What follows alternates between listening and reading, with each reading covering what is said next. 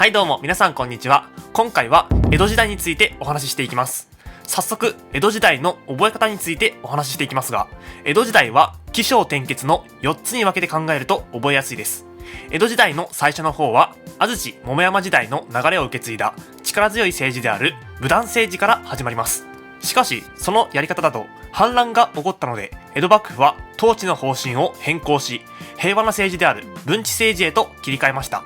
そのような方針で政治を行っていくと平和にはなったのですが、財政難に直面してしまいます。そんな時黒船がやってきて幕末へとつながっていくのです。今回この動画で扱う範囲は江戸時代と言いつつも江戸時代の末期、つまり幕末を除いた範囲となっています。幕末については別の動画で話しますので、この動画では扱っていません。その点に注意してください。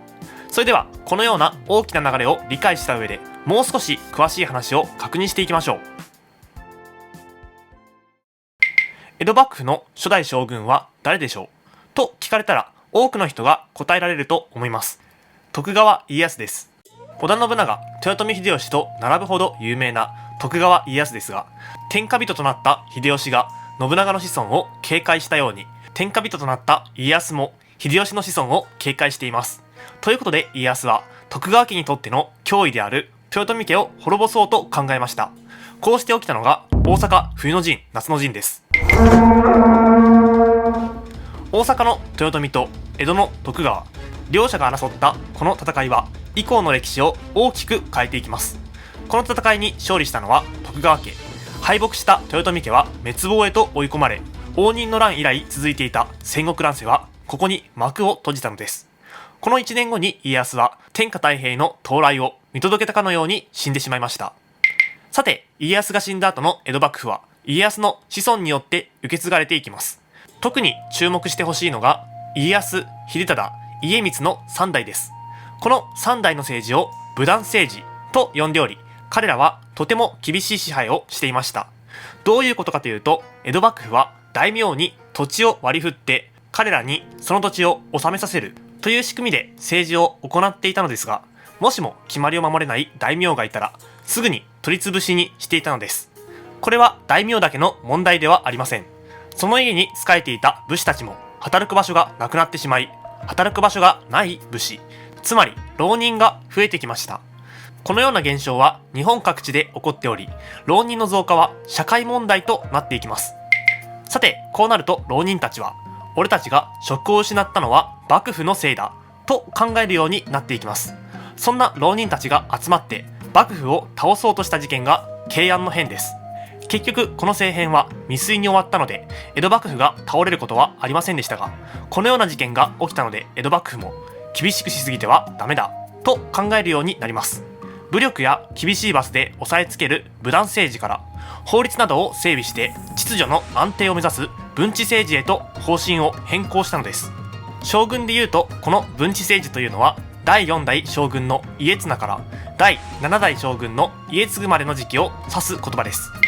さてこうして文治政治へと方針を変えたことで日本には平和が訪れたのですが、時が進むと幕府にはお金がなくなってきて全国的な財政難が問題となります。これ以降の幕府は財政難との戦いをしていくことになりますので、先にイメージをお話しすると、この頃の政治のイメージは上がったり下がったりの上下運動を繰り返すイメージです。一番最初に享保の改革で経済を回復させたものの、田沼時代に経済は悪化してしまい、次は寛政の改革で経済を回復させたものの、大御所時代に経済は悪化してしまい、最後に天保の改革で経済を回復させようとするというイメージです。これを理解しておけば以降の話が分かりやすいので、そのイメージを持って聞いてください。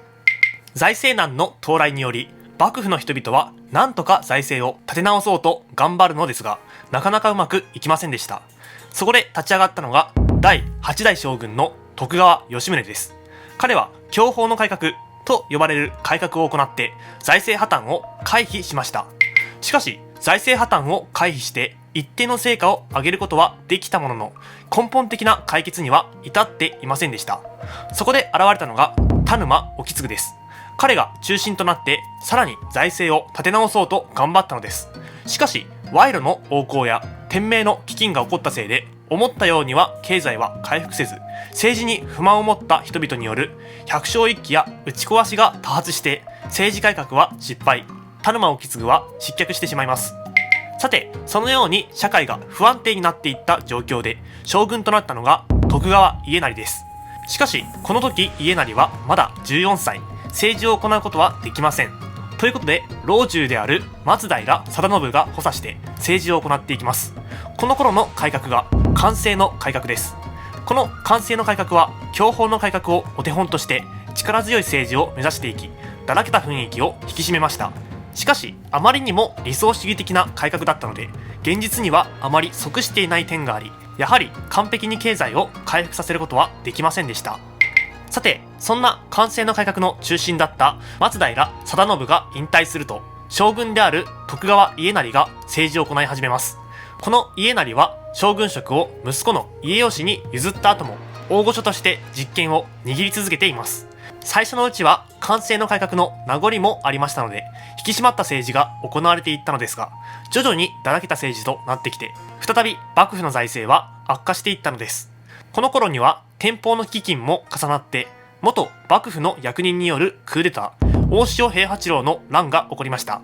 結局この反乱は鎮められましたが、日本中に大きな衝撃を与えており、社会的に不安定な時期だったと言えるでしょう。そのような状況で徳川家斉が死ぬと、次はその息子である徳川家吉が政治の実権を握ります。この家吉の下で水野忠邦が中心となり、改革を進めていくのです。これが天保の改革です。しかし、この水野忠邦が政治で失敗してしまい、天保の改革はほとんど成果も得られないまま、早い段階で挫折してしまいました。